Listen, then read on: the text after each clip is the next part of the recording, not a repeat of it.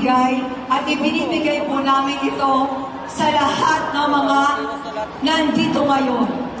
Kahit konsyal ka pa o kagawad ka pa, dapat ikaw mismo ang nagbibigay ng paunang respeto sa iyong mayor. Hindi pinagtatawanan ng isang mayor, hindi pinagtatawanan ng isang kongresista. At kung ikaw ay kagawad, nire-respeto kita magmula ulo hanggang paa.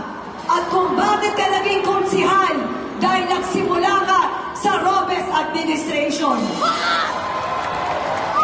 Ngayon, mga taga-barangay Miluyan proper, ang hinihingi namin ay ito. Kayo ay mahal na mahal naming lahat.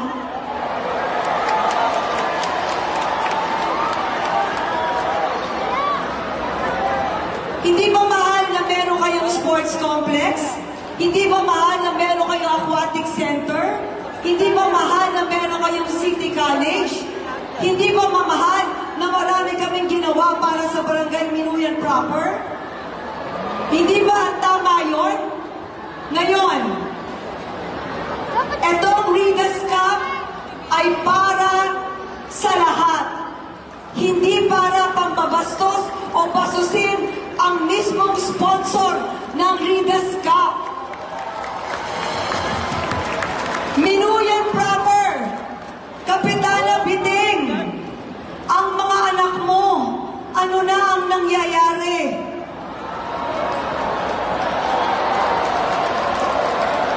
Sa amin, aalis kami ngayon na masakit ang aking loob at ang aking kalooban. Bakit? Dahil hindi kami marunong mambastos ng tao. Pero hindi tama. Miluyan proper. Lahat ng pagbibigay, ibinibigay ko sa inyo. Kung sino man ang nag-uudyok sa inyo na walang yahain ang isang punong lungsod at kongresista, aba, mahiya na